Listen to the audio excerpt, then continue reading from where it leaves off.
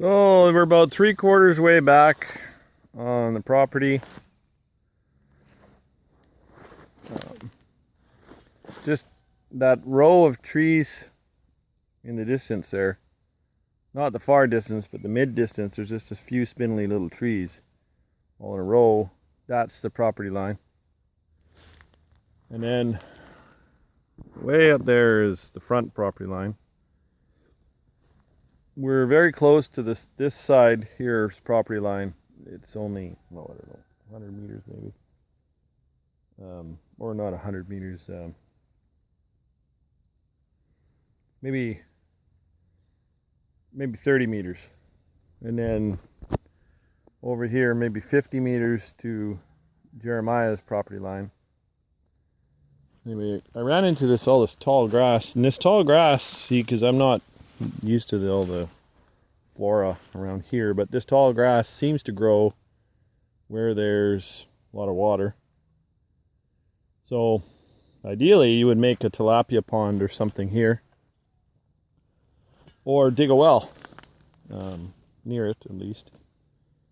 And so this is what I might do with this location here, and then we'll have to continue walking beyond it. I want to get set up close to Jeremiah's property line. I just wanted to cut many trails back here, and eventually I'll clear everything out. But we'll walk out here and just kind of show everybody. These are fire ants, and they're up my leg biting me as we speak. And they're not bad. I mean, they kind of, oh, little spider or something. It's actually not little. Yeah, I don't know what it was. It's very fast. You gotta watch all this grass here, because there's lots of fertile ants here.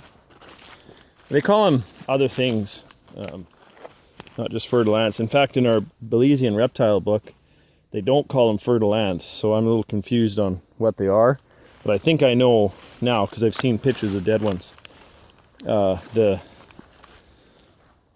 The neighbors that we have where we're staying in the shack, they bring people in with machetes to clear away all the growth very often, keep everything trim, because even though the fertile ants is very aggressive, they do hide in the dry bushes and stuff. So this is just a palm. It's just weed, actually. It's not, it grows everywhere things have been sort of disturbed and it's wet. So this is why you see a row of it here, is because this is actually what I'm standing on now is the windrow.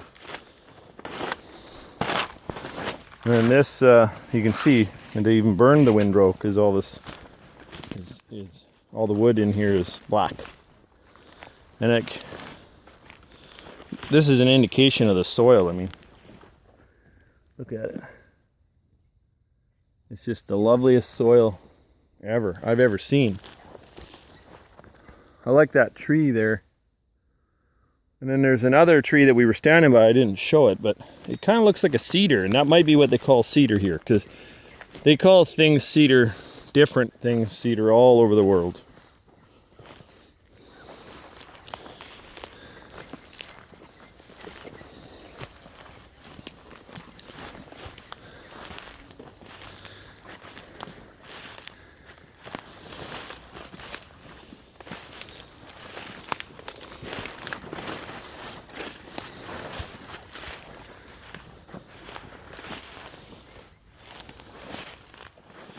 It's rained for a couple days here, so this is why there's a little bit of standing water in the old. We'll fix that once we start really getting all the land cleared and ditching. A lot of this water will run into the ditch and keep the land drier, even in the rainy season.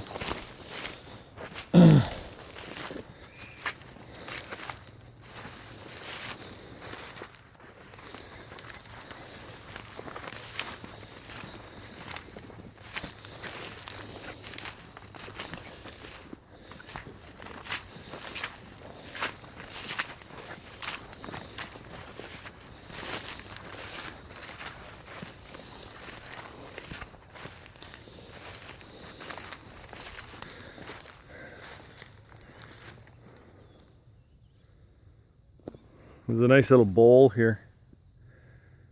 There's a man that lives, well, you can just barely see the house.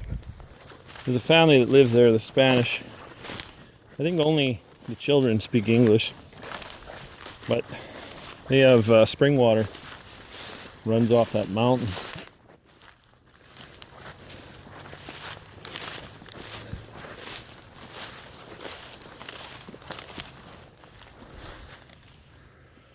So we're going to talk to him about just bringing the pipe down.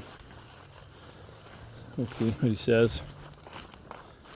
If not, we'll dig a well. Not a big deal. Probably better to dig a well, I think, in the long run. So that, right in front of the van there, you'll see that standing up wooden stake.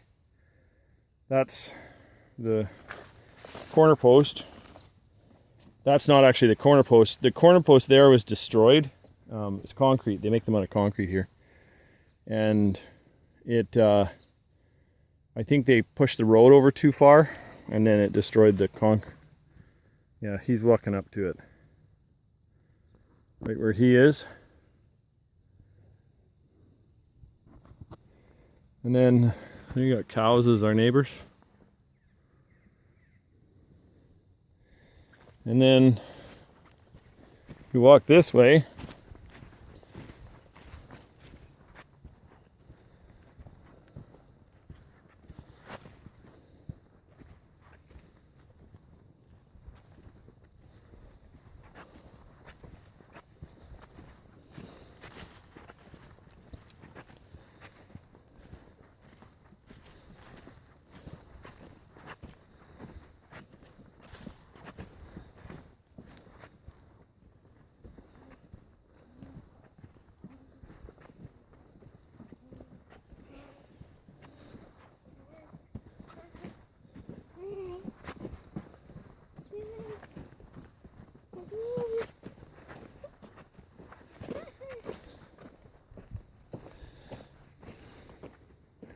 this is the Jeremiah and mine property separation.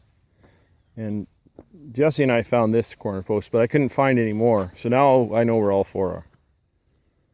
This is where we're going to bring the road in, the driveway. And I don't want to destroy the corner post. So I think we'll probably bring it in on my side as a turn. And then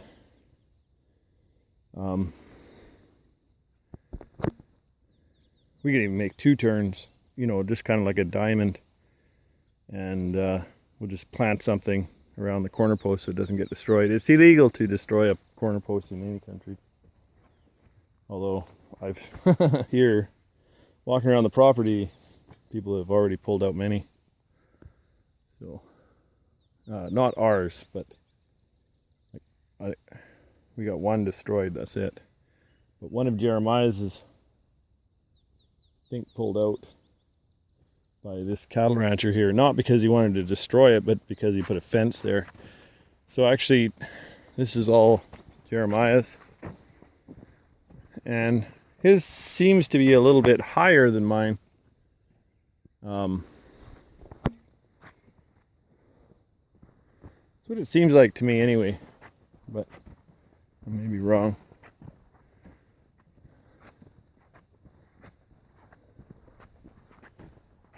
So Jesse, in this bush back here, he saw an iguana, he figures. It might have been some other kind of lizard, but it took off.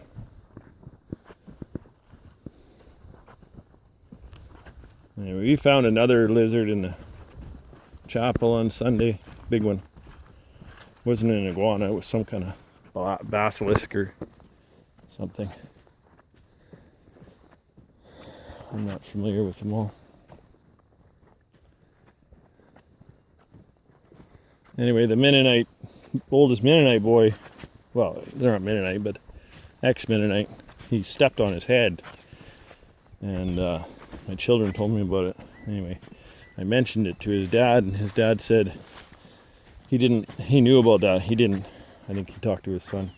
He said he doesn't kill things that are living unless like it's a poisonous snake. Anyway, so you can see that the edge of Jeremiah's property is turned into cow trod. It's like a 4-lane highway all along the fence line. So it's a little bit of an advantage for Jeremiah. He's got solid ground to walk in on, and a fence line already established on one side.